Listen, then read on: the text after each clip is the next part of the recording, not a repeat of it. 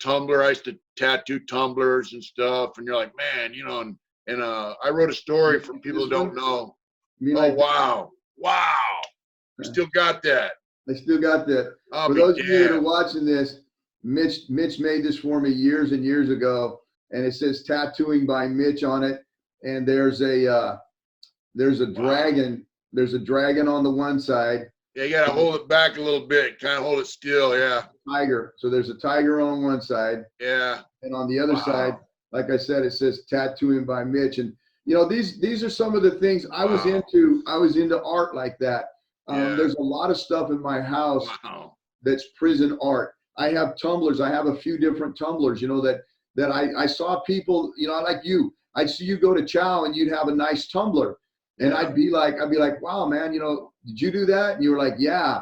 And I said, wow, if you'd ever like to do one, and I'll pay you for it. And that back then, like you were talking about that hobby program. Right. And so you said, yeah, I'll do it for however many bucks. And I'm like, right on. So you made that tumbler in your cell for me, and then you sold it to me through the hobby. Right. So it was just kind of a win-win. I got a piece of prison art, you got some money on your books, and but yeah, I got a lot of stuff at the pad here, that the guys did for me over the years that I bought through hobby and stuff like that. I'm just really fascinated with some of the artwork that you guys did. Yeah. But yeah, I still have that tumbler, man. I'll be damned, man. That's when I first met you, and I told you about my story, and then you had read the magazine on the street, and I wrote a story in Tattoo Magazine, Tattoo Review, and I remember that tumbler. And for guys who don't know, they have a hobby shop program. Inmates buy their own materials and stuff, and then you can put it out in the store for sale, just for open sale, or like what I did with his tumbler. I put it out there with his name on it. He went and bought it, and the money went to my trust account. And I want to ask, like all those hobby shop programs are pretty much shut down. I think San Quentin was the last one, and they shut them down, and they shut down the hobby stores, so we couldn't sell our. And I used to get money and send it home to my wife, send it to my mom. I could go to Canteen or whatever. If I needed something, I could buy it. I didn't have to ask my family.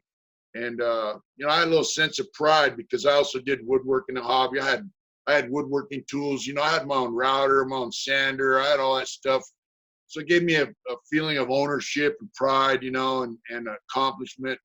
And they took all that away. And I just kind of like to know your take on that. Was that a positive for you guys? Because like the feeling for us is like if a guy's programming hobby and he's not a problem for you guys, Yeah, that was after my time that they discontinued the hobby program. It was there my entire career from the time I started. At Tracy, they had that little hobby. There was a hobby room in the entrance building, and that way family or visitors could actually buy stuff out of the hobby also, and then it would go on your books. But to me, yeah, it was a good thing. It was a positive having hobby. Like I said, for me, I got a lot of stuff done through hobby. Just like the vocational programs, you used to be able to bring your car in and have them paint your car. You paid for the materials, and the dudes got to learn how to do body work. And then, us in return, we got a paint job for the cost of materials. So all those programs, to me, was a positive. I liked those programs. Like I said, I don't know the politics, and that's it at the end of the day, man. It's politics, whether it's weights on the yard, whether it's the hobby program. It's like people that it's not me and not you that are making those decisions. Probably never even been in prison or worked in prison. And they're like, oh yeah, well this is bad for that reason, and so why they took away the hobby program, Mitch, I don't have a clue because they used to blame us for they say the hobby is where all this stuff was smuggled into the prison, which is bullshit because all the stuff that comes in the hobby shop is ordered through catalogs, companies. It goes through the warehouse, and there's invoices, and it's all legit stuff. So that was bogus. I remember that was approved vendors. I got a funny story for you though. You're talking about working in PIA, and one of the guys that was in PIA, he also did wood. You know how you did like the airplanes or whatever? Right. This dude did like little cars and stuff like that. Kind of an older dude. I don't know if you remember who it was, but I won't throw his name out there. but he worked in PIA in mill and cabinet, or, the wood shop, whatever it was. And, but he was real big on doing wood hobby. I mean, he was kind of like one of the more skilled wood hobby dudes, I mean, he kind of he knew what he was doing. So yeah, I remember you mentioning one time about like stuff from PIA finding its way to hobby and stuff. And I heard about that. I had heard about that also. But what was the trip is I had this dude, I had him build an aquarium stand for me. I wanted to get an aquarium, and I wanted to do a nice wooden stand, with doors on it where I could put the pump and the food and everything in the bottom, and the aquarium would be on top of the stand. He goes, "Oh yeah, I'll do it for you. I'll make it out of oak for you, and I'll do this and do that and blah, blah, blah." And I'm like, "All right, right on, cool." So when he finally tells me it's ready, I go to get it in hobby, and the handles on it were the same handles they used on the cabinets in PIA. Oh man. I was like, "Dude, man, did you make this thing in PIA, and get it out here to me?" So I didn't even trip, man. I bought it and took it home, and I was like, "Hey, whatever." But yeah, it was just funny, some of the stuff that it kind of makes you laugh. But yeah, I wouldn't have agreed with either the weights or the hobby, but that's just me. I mean, I'm sure somebody else has a reason why they seem to think that it wasn't a good idea. That's above our pay grades, Yeah. There was a cop there. I forgot his name. He lived in San Francisco though, and I think he was Hispanic, but kind of tall.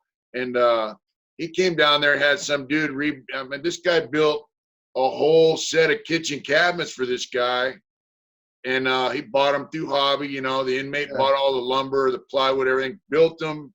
And I don't think he put a finish on them, but he built them. And the guy took them home in his truck and put them in his house. I mean, that's pretty pretty amazing, and it was a good deal, man. Yeah, in Volks you could do that. I had stuff done like that in Volks because you could do bigger stuff like that. Hobby was a little difficult because you had a small area to work in.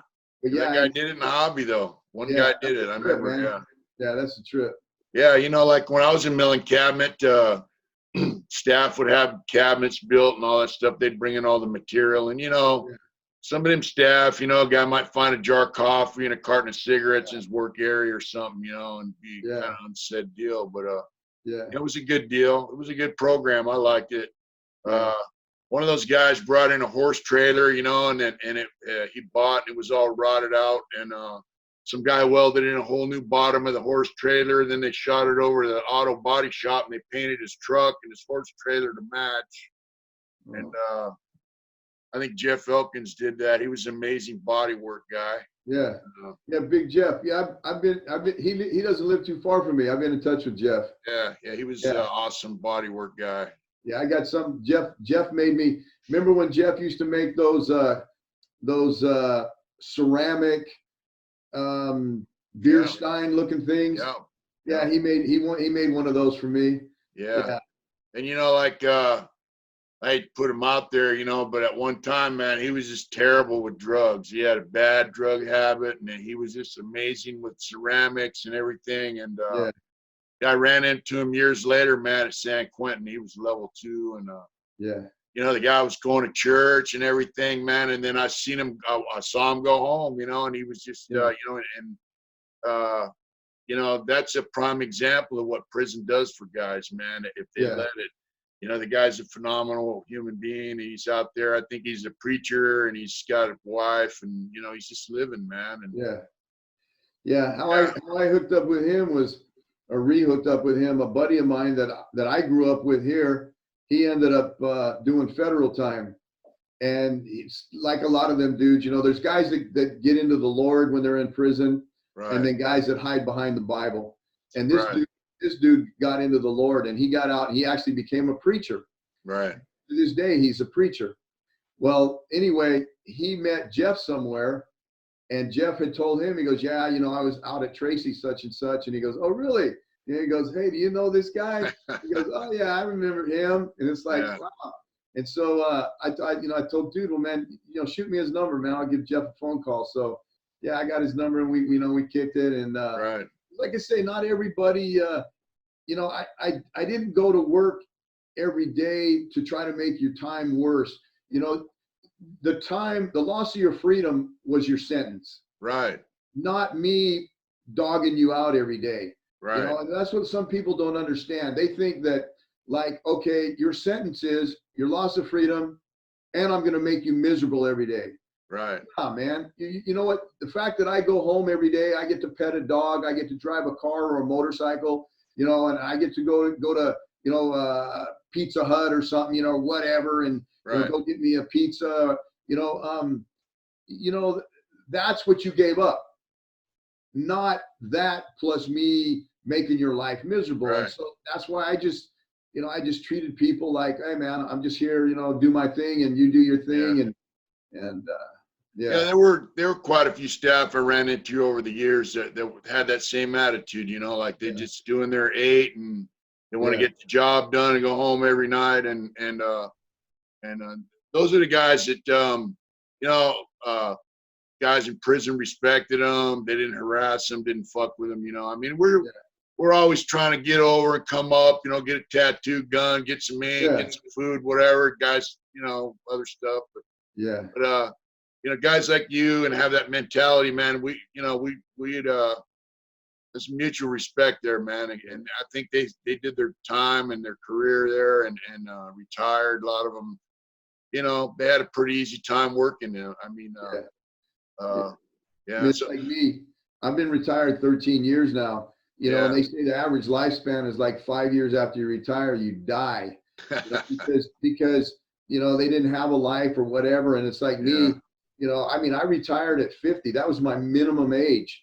Right. You know? And when I hit 50, I made it 3 months. I was like, oh, you know, when I hit 50, then they can't fire me anymore. You know, it's like, you know, if I kind of screw up and they threaten me with like, oh, we're going to fire you, I'll tell them I kissed my ass and I'm going to go in and put in my paperwork and retire. But I hit 50 and I made it 3 months. And I was like, man, I don't want to be here anymore. You know, there's you out there for me to be stuck here. And well, you know, a lot of them old cops, man, that used to go in, you know, the coffee drinkers and stuff. I heard a lot of them come down with cancer and stuff because, you know, like a lot of guys don't know the water at DVI is just terrible, man. And you know, I went back in 2013. It actually got so bad that you turn on the tap and it would come out black. Yeah, the pipes are really, really old there. And then every once in a while, you know, they clean something or whatever. Remember, and then they tell you, then we'd have to turn on the showers and just let those things run and the sinks in the cells because those old cast iron pipes or whatever it was, it would shake loose the insides of those pipes and all that. Yeah, that blackness would you know would come out. So I want to ask you about a guy. I'm sure he's passed away by now, but for all the wrestling fans out there, right? You remember the famous wrestler that used to work there? The Mass Marvel? That's right. Anything you want to share about him? He was a good dude, man. He was a good dude. You know, his favorite word was right. Right. But no, he was a good dude. You know, he was same thing. He was before my time. I mean, I had the privilege of working with him. Right. But he was old school prison guard, you know, and at one time he was a wrestler. You know, he was pretty heavy set and older when I worked. I mean, dude was probably 50 years old when I started there, you know? Oh, yeah. And, but he was a good dude, you know, I mean, and I'm sure back in the day when, you know, when you had to get down, I'm sure he got down. But with his wrestling skills, I'm sure, you know, he could do what he had to do to get people on the ground, get them cuffed up or whatever. But, yeah, he was a good dude, man. You know, he was a trip. You know, I heard a story. Well, guys who don't know, you know, there's a wrestler called the Masked Marvel. Way back in the day when I was a kid, he's a wrestler, and he was a prison guard there at Tracy, and he was a big guy, looked like a big walrus. You know, had a big mustache, you know, stocky, and I seen him. Guys were fucking with him, you know, like force playing with him, and he bitch slapped him. 3 dudes, boom, boom, boom. He slapped all 3 of them in the face, like just like that, you know. And he was an older man at the time, you know, but. They had a little lunch strike in PIA, and they used to bring the lunches out in a car, you know, and then they were pissed off about the lunches, you know, and I said, hey, you down with a lunch strike? I go, man, fuck you guys, you know, because Ann Leffler used to feed us really good. And I said, look, man, all you guys are a bunch of fucking dope fiends, and you're going to be eating your lunch in 2-3 days anyway, and you're not going to accomplish nothing. So fuck you guys. I told them straight out, you know. So we go out to the lunch area, and a trainer was passing out the lunches, you know. Yeah. And I go, give me a couple more of them, you know. And he gave me 2 extra lunches, and he goes, I don't want to give you too many, you know. I don't want nothing to happen to you. I said, hey, trainer, ain't none of these guys going to bust a grape. Fuck these punks, you know. Yeah. And he goes, oh, yeah, I read your file, you know. Yeah. He was a funny guy, man. But I heard somebody stole his Cadillac. And what I heard about trainers, he was invested in real estate. I heard he had a nightclub. He had money. Yeah. So he didn't need to work at that prison, from what I understand, financially. No. It's something that he'd like to be there around. And I think part of him, he liked being around us, you know? Yeah. And interacting with people like us. And he's another one. Always treated me with respect, and he was cool, you know? But, yeah. He was quite a guy. But I heard somebody stole this Cadillac and went through Tracy. Oh, yeah? And, that's what I heard. But you know, he didn't fuck with a guy or nothing. But, yeah, he had that old, it was like a 1985 Coupe de Ville. Yeah, he drove that damn boat to work all the time. Yeah. I mean, you meet a lot of different characters in prison, man, and you know, on both sides of the fence. Absolutely. You know? Well, you know, we're gonna have to wrap this up in a little bit, but before I do, I just want to ask, you know, like any things that stand out in your memory, or any stories you'd like to tell that people might want to hear before we wrap it up. You know, I think we kind of covered quite a bit of it. You know, if people are interested and they want to hear some more, I mean, I got more stories. I know you got more stories. If they want to hear more stories, you know, I'd definitely be happy to come on and do another interview with you. You know, it's what, you know, however the feedback is, you know, yeah, like I said, it's been a pleasure. I'm grateful that you guys got a second chance. You know, talking about like your sentence, you know, they had back in the day, you had 7 to life, or as they called 7 up, and then they bumped it up to 15 to life, and then 25 to life. Right. And you know, my feeling was, if a guy programmed, you know, if you came in under a murder and you came under 7 to life, well, you knew you had to do 7. But if you programmed, at some point, you should be given a second chance. Right. And, you know, that's one thing that kind of bothered me, was when you gave somebody an indeterminate sentence, but basically you were telling them, fuck you, you're never going to get out. Right. I didn't really agree with that, because if a person programmed and they did their time, they didn't get a lot of 115s, they weren't a management issue. You know what? Once you've done your minimum time, look at that guy's program, look at his file. And if he's done what he's supposed to, then play fair. You know, Dude is playing fair, so play fair in return. But I used to hear stories from guys like you all the time, you know, that, like you said, when you finally just told them, I'm not going to the board anymore. You know why? So you guys can give me another denial. And it should have never came down to that. You know, if you were programming and you were doing these Cat X and Cat T and all that stuff, and they're still telling you, well, sorry, you know, come back and see us in a couple. You know, and just in my opinion, your situation, your personal situation, you did way too much time, you know, considering that you weren't the one that actually committed the murder. Right. For you to have to do that much time, it was way out, man. I'm just glad that you didn't have to spend the rest of your life there, because, you know, there is something out here worth living for. And you got your bike, you got a good old lady that stood beside you all these years, man. And you know, I'm happy for you, man. I'm really happy for you. Thank you. I'm blessed, man, to have a second chance, and I'm making the most of it. And you know, part of why I do these videos is let people know, man, that you know, both sides of the fence. That's why I wanted to interview you. And but I also want people to know, man, that, you know, especially these youngsters, you know, prison isn't what you think. You know, it's not Hollywood shot collar movie or any of that crap, and there's no glory in it. But you know, if you do go to prison, you don't have to, you know, step up and be, you know, all you can be in a prison mentality, you know, stab, kill, murder, all that shit. It ain't all about that. It's about, you know, you can get your shit together in prison. Yeah. And get out and have a life, you know. I mean, I did it. So, I mean, And just like you know, you had your politics that I knew nothing about. And it's just like on my side, you don't have to go in there and, you know, be that guy, you know, super crime fighter yeah, to be able to do your job.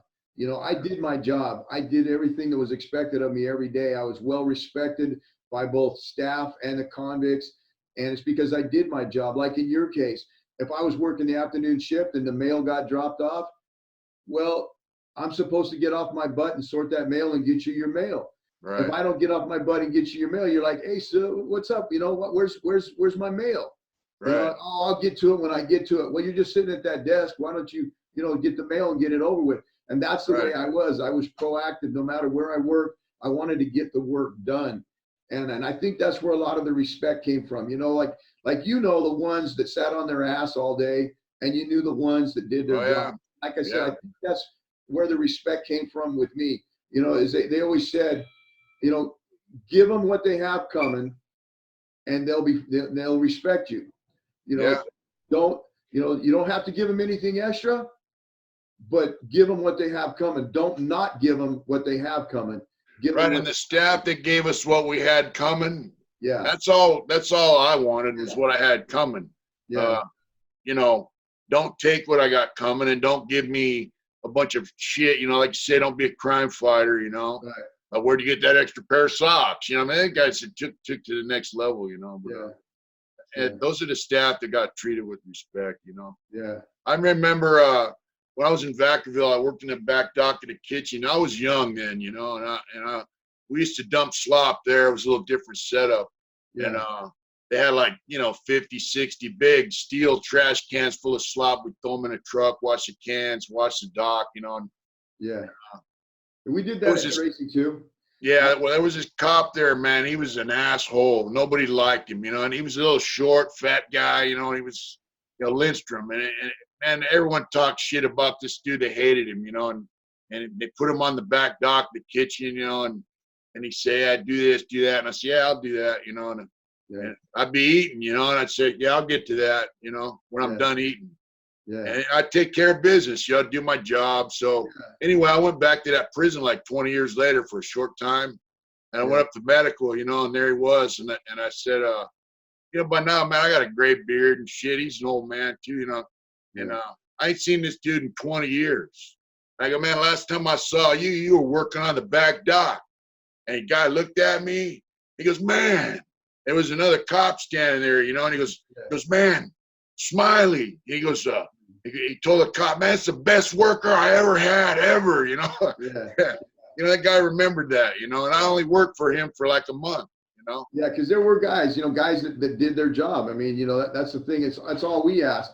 You know, if I was working in a unit and I had my tier tenders or whatever, you know, I popped their cell and it's like, hey man, after program, come out, sweep and mop the tier, and you know, and I didn't mess with them. You know, I just let them do their thing. They knew what they Right, needed to do, and they'd go out and do it. And when I worked the back dock, same thing. We had those slop dumpster things or whatever, you know, yeah, and they come out and they dump that stuff. And, you know, we're supposed to look for forks and stuff like that in it. Cause, you know, back in the day we had steel forks, you know, steel forks, right, spoons and all that stuff. And, you know, we're sure, supposed to like look for trays and all that stuff in the trash cans. And it's like, yeah, oh yeah, I'm going to reach in there and pull that fork out.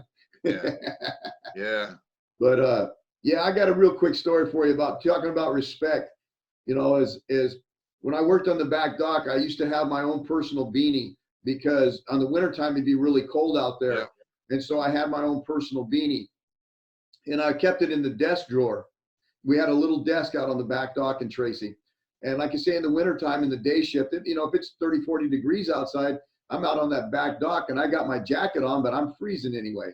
And so my yeah, crew's out there, they're doing their job. And I had this beanie and I would wear that thing on the dock. Well, one day I came into work and I went to get my beanie and it was gone. And you know, you have a day shift and an afternoon shift, right? right, So anyway, I talked to my guys and I said, hey man, you know what? This ain't cool, man. Somebody, somebody took my beanie, and it's not going to be good until I get my beanie back. I says, I'm not going to make an issue out of it, but somebody needs to get me my beanie back. And so the guys talked amongst themselves, and I remember I was in the chow hall, and this one dude walked past me and just kind of handed me something that was in his hand, and I grabbed it and stuck it in my pocket. It was my beanie. So it's just, yeah, they were like, you know what, man, don't mess with that dude, man. We can get, because you guys can get beanies all day long in the laundry. Yeah, they passed them out. Yeah, it was like, man, this is dude's personal beanie. I mean, he trusted you guys, and you stole his chicken shit beanie. Yeah. But that's just how it was. I mean, it was like, most of the time, somebody stole something, you weren't getting it back. But it was just like, they were like, nah, man, you know what? This dude's cool, man. So for the dude, I had a lot of respect for dude, because, it takes a lot for you to humble yourself and give something back that you took, that you knew wasn't yours. But I still respected dude. And I asked about him. He's still doing time. This dude was a youngster. He's a lifer from LA. And, I looked him up on the locator, and he's still doing time. And so then I kind of told the fellows that are out that know him and his people that, hey, man, tell dude, I said, hey, what's up, when you get at him, because, like I said, it was, I just had a lot of respect that he brought that thing back to me. Yeah. That's something, man. Yeah. All right, man. Well, it was good talking to you. Same here, Mitch. And thanks for interviewing on my channel. We'll see what kind of responses we get. Yeah, I'm sure there's going to be, some of those, and I'm going to say it for him, fuck the police, whatever. You know what? I was never, for the record, I was never a police. I was a prison guard. You know what? We're different. It's a different breed. Those of you that say fuck the guards, okay, well, that, you probably had a bad experience, and I get it. There's a lot of guys that don't like convicts. I get that too. Yep. But I'm just here to, kind of maybe show people that, if Mitch and I can have this kind of a conversation umpteen years later, that, not everybody that's doing time is a quote POS, and not everybody that's working there is, as a freaking police either, I mean, crime fighter or whatever, it's just, at the end of the day, man, we're both doing time. I'm just doing it 8 hours at a crack, and you're doing it 24. Yes, sir. So guys like you made it a little bit easier for us, Appreciate it, man. Appreciate it, Mitch. That's right. Well, enjoy your evening. All right, you too. And thank you once again. Anytime. Appreciate that. All right, we'll stay in touch. Yes, sir. All right, Mitch.